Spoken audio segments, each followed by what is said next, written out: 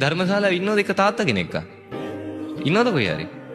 ඇතුලේ මේ පොඩි දරුවෝ ටික හරි පිරිමි පරාණ ටිකක් හිටපු එක හොඳයි. හොඳයි. නැත්තම් මං විතරක් මේකේ තනියම.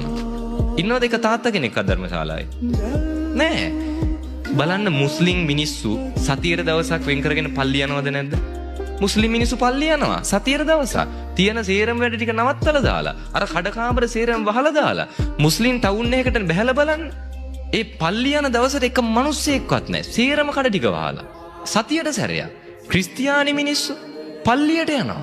ඒවට ભેද නැහැ. හැබැයි පෝයකටවත් පන්සලකට එන්න බැරි පිරිසක් ඉන්නේ කොහෙද? මේ බෞද්ධයෝ. මේක රැකගන්න මං කියන්නේ වගකීමක් ගන්න පුළුවන් පිරිසක් ඉන්න ඕනේ. පිරිමි ටික පන්සලකට එන්නේ නැත්තම්. පිරිමි ටිකට මේකේ වගකීමක් ගන්න බැරිලා. හිතන්න පන්සලක දැන් තියෙන සමිති මොනවද? තියෙන හරියක් තියෙන කුලගණ සමිති. ඇයි ඒ? ඇයි කුලගණ සමිති හදලා තියෙන්නේ? තාත්තලෙන්නේ නැහනේ. මං කියන්නේ මේක රැකගන්න. අපි මේ සිවුරු දාගෙන ඉන්නේ, අපි මේ බණ කියන්නේ, අපි මේ කැපකිරීම කරන්නේ සිවුරු ඇරලා ගෙදෙට්ට ගිහිල්ලා ලස්සනට තරුණ ජීවිතයක් ගත කරන්න බැරුව නෙවෙයි. හිතනවා ඇති මාර ලස්සනයි නේ, හරිම සැපෙන් අපි ඉන්නවා කියලා. කණ්ඩ බොන්න ටික හම්බෙනවා.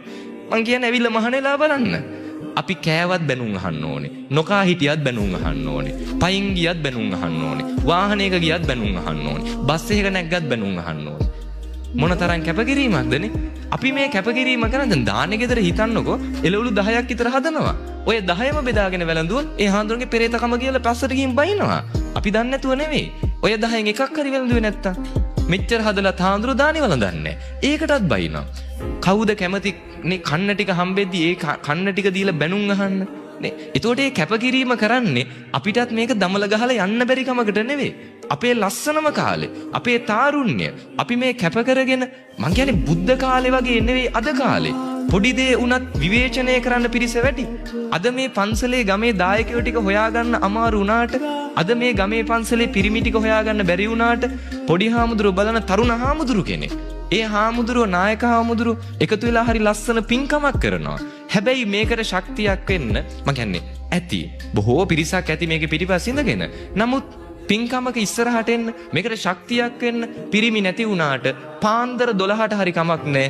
ගමේ පන්සලේ හාමුදුරුවෝ මොකක් හරි වැරද්දක් කළා තිබ්බොත් පන්සලෙන් පන්නන්න ওই සෙට් එකේ ඉද නැද්ද? සරංචීත කරේ තියාගෙනේ. අද මෙතෙන්ට නැති දායක සභාවේ වැඩිම පිරිස හාමුදුරුවෝ පන්නන්න ඕනේ වෙච්ච දවසක එදාට පන්සලට. මතක තියාගන්න ලංකාවේ ඉන්නේ කිසිම කමකට නැති ආත්මාර්ථකාමී කිසිම හැඟීමක් නැති බෞද්ධයෝ. පන්නන්න ඉන්න ඕනේ තරම්. මේවා අවුල් කරන්න ඉන්න ඕනේ තරම්. මේවට චෝදනා කරන්න දොස් කියන්න ඉන්න ඕනේ තරම්. කොහෙද ඉන්නේ මේක රැකගන්න? අපි කැප වෙන්න ඕනේ මේ සම්බුද්ධ ශාසනය රැකගන්න. අතීතේ ඉඳන් සිංහලයට පැවැත්මක් තිබුණේ මේ ගෞතම බුදු ශාසනයත් එක්ක. බෞද්ධ ආගමත් එක්ක, මේ සම්ප්‍රදාය එක්ක, මේ ආගම් එක්ක, මේ සංස්කෘතියත් එක්ක අපි බද්ධ වෙච්ච නිසා තමයි අපි මේ තත්ත්වයකට අපේ පැවැත්මක් තිබුණේ.